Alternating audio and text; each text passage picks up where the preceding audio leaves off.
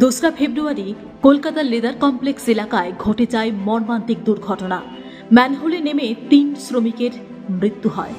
Kolkata leather কমপ্লেক্সের নোংরা আবর্জনা পরিষ্কার করার কাজে নেমেছিল কেএমডি এর 3 জন শ্রমিক। সেখানেই ঘটে দুর্ঘটনা, মৃত্যু হয় 3 জনের। ঘটনার তদন্তে নেমে এক ঠিকাদারকে ইতিমধ্যেই গ্রেপ্তার করা হচ্ছে। তবে কেএমডি এর তত্ত্বাবধানে কাজ চলাকালীন এই মৃত্যু ঘিরে বারবার প্রশ্ন তুলেছি আমরা। সুপ্রিম কোর্টের নির্দেশ অমান্য করে কিভাবে শ্রমিকদের ম্যানহোলে নামানো হলো? লেদার কমপ্লেক্স অ্যাসোসিয়েশনকে না জানিয়ে কিভাবেই বা চলছিল কাজ? অ্যাসোসিয়েশন বারবার মিটিংয়ে বসতে চাইলেও মিটিংয়ে বসা হয়নি কেএমডি এর তরফে। অন্যদিকে সমগ্র ঘটনার দায় এড়িয়ে লেদার কমপ্লেক্স অ্যাসোসিয়েশনের দিকেই আঙুল তুলেছিলেন শ্রমিক ইউনিয়নের সভাপতি থেকে অনেকেই। না, কেএমডি আসার পর দুর্ঘটনা না এটা।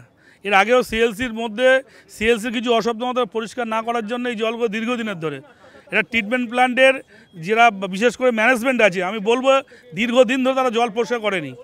নতুন করে কেএমডিকে চাপালে তো হবে না ভাই, এটা কেএমডি তারা নতুন করে কাজ করছে এখানে। সেক্টর 6 হলে এখানকার পলিউশন কন্ট্রোল হয়ে যাবে আমি মনে করি। দেখুন, কেএমডি আসার পর বেহালা দশা বৃদ্ধি পায়নি, এটা একদম সম্পূর্ণ ভুল কথা। কেএমডি কাজ শুরু করেছে। এখানে যে সমস্ত নোনা জল, কালো জল যেগুলো আছে সেগুলো অবিলম্বে এখানকার যে কোম্পানিগুলো আছে তাদেরকে এই বিষয়টাকে নজর দেওয়া উচিত ছিল। তবে তার সম্পূর্ণ মিথ্যে অভিযোগ বলে সাংবাদিক বৈঠক থেকে আজ জানিয়ে দিলেন লেদার কমপ্লেক্সের মালিক পক্ষ। অস্বাস্থ্যকর পরিবেশে কাজ চলছে কেএমডি এর, রাস্তার বেহাল দশা। এত বড় একটা দুর্ঘটনার পরেও ভ্রুক্ষেপ নেই কেএমডি এর। শুধু তাই নয়, এর পেছনে রয়েছে আরও বড় চক্রান্ত। চলছে প্রমোটার রাজ। লেদার কমপ্লেক্স এলাকায় প্লট তৈরি করে জমি বিক্রির চক্রান্ত চলছে বলেও অভিযোগ। দেখুন, বলা হয়েছে যে ওটা ড্রাই পিট ছিল, জল চলে এসছে। সেদিন ছুটির দিন ছিল, লক্ষ্মী পূজা ছিল, সানডে ছিল, ট্যানারিগুলো সব বন্ধ ছিল, রাইট। তারপরে ড্রাই পিট বলে সিস্টেমে কিছু হয় না। দুটো সিস্টেম মানে লাইন আছে, একটা স্টর্ম ওয়াটার আর একটা অ্যাফ্লুয়েন্ট ওয়াটার। আচ্ছা, যদি অ্যাফ্লুয়েন্ট নাও ছাড়ে তাহলে কোনো পিট ড্রাই থাকে না, কিছু না কিছু জল থাকবে। সেকেন্ড হচ্ছে যে আমরা ওই কাজটা করাচ্ছি না, সেই কাজটা করাচ্ছি কেএমডি এর। ওরা লোক মানে হায়ার করছে, কন্ট্রাক্টরকে দিয়ে কাজ করাচ্ছে, ওরা প্রোগ্রামকে ইমপ্লিমেন্ট করছে। উই আর নট ইমপ্লিমেন্টিং বট।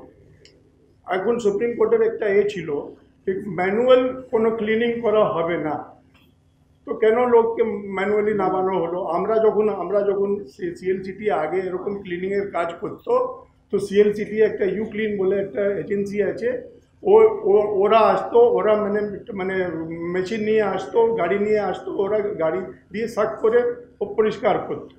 তো এই নর্মসগুলো ফলো হচ্ছে না ওখানে, সেই জন্য এটা হয়েছে। আমাদেরকে ভুল মানে অ্যালিগেশন দেওয়া হচ্ছে যে আমাদের জন্য হয়েছে। আমাদের তো কোনো রোলই নেই, we are not a player. কী রোল আছে? কেএমডি সব 4টে যে আগের মডিউল ছিল ওটা কেএমডিকে আমরা অনেক আগে হ্যান্ড ওভার করে দিয়েছি যে ভাই এটা তোমরা মানে ওটা রেনোভেশনে আছে। তারপরে 4টা নতুন মডিউল হয়েছে, ও মডিউলটা ওরা মানে তৈরি করে কমপ্লিট করেছে। তারপরে অ্যাজ পার কন্ট্রাক্ট 5 ইয়ার্স ওরাই চালাবে, ওরা এখন চালাচ্ছে।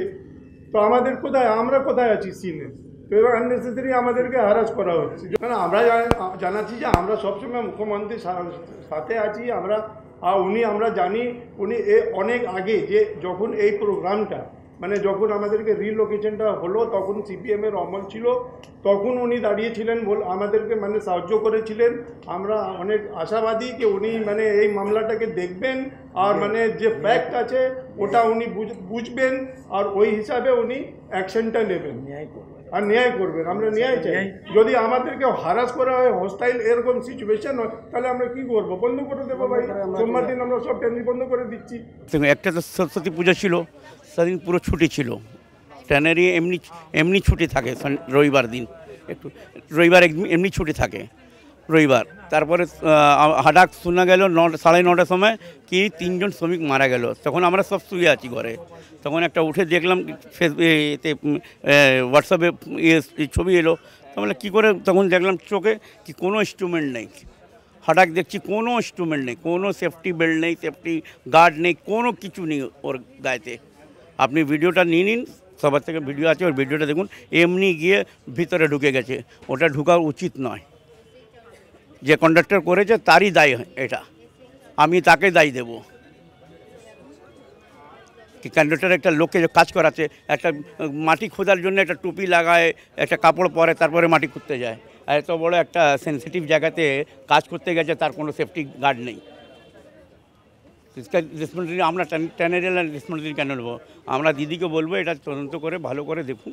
আমাদের দিদি তো আমাদের সবই কিছু, মানে 22 বছর তো আমরা কোনো মানে করলাম না, কিন্তু এই 2 বছর থেকে আমাদের খুব খারাপ অবস্থা আছে। কলকাতা লেদার কমপ্লেক্সে যে ঘটনাটা আজকে ঘটল গত 2 তারিখে, আজ 5 তারিখ, যেরকম পরিস্থিতি ছিল আজ অবধি সেই পরিস্থিতিতেই রয়েছে। আপনারা মিডিয়া পার্সন যারা ওখানে যাচ্ছেন এখনও যে দেখতে পারেন, জানি না এটা কেন এরকম হচ্ছে, এরকম হওয়া উচিত ছিল না।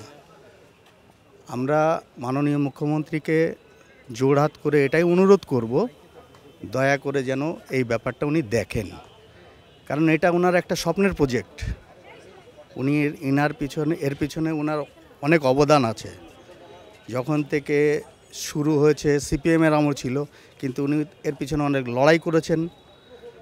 উনি যে ওখানে বড় মিটিং অ্যারেঞ্জ করেছেন পরবর্তীতে মুখ্যমন্ত্রী হওয়ার পরে, তো এখন সেখানে যদি এই পরিস্থিতি তৈরি হয়, যেরকম আজকে আমাদের যন্ত্রণা হচ্ছে, আমি মনে করি ওনারও এটা যন্ত্রণা হবে।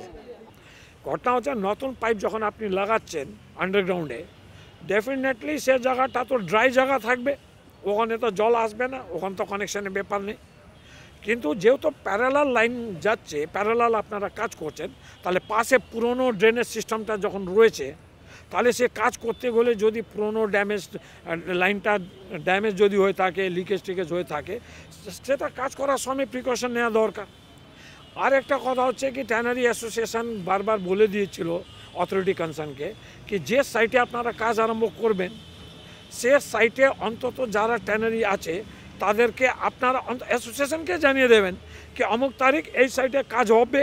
আপনারা মেম্বারকে বলবেন 2 দিন অন্তত ওয়াটার ডিসচার্জটা কমে দেবে অথবা কম করবে না, এমনি কোনো একটা প্রিকশন জন্য লিকেজ না হয়, সাডেন অ্যাক্সিডেন্ট না হয় পাইপটা, সাইডে পাইপটা। এরকম নোটিশ তো কেউ দেওয়া হয়নি। প্লাস অ্যাক্সিডেন্ট দিন আপনি বুঝতে পারছেন, সানডে ছিল, সরস্বতী পূজার দিন ছিল, ট্যানারি এমনি বন্ধ ছিল। বন্ধ তাহলে তো কোনো ওয়াটার ডিসচার্জে আন্ডার ফ্লো কন্ডিশনে তো পাইপগুলো ছিল না, তো ওখানে জলটা আসলো কোথায়, এটা ম্যাটার অফ ইনভেস্টিগেশন। যদি জল ছিল তাহলে সে জলটা বার করা হয়নি কেন, যদি বারও করেছে ভিতরে এক্সট্রা প্রিকশন নেয়, এটা ইনভেস্টিগেশন ব্যাপার। ট্যানারিদের এটার মধ্যে কোনো রোল নেই। এই যে মৃত্যু হয়েছে তার জন্য তারা দায়ী নেই।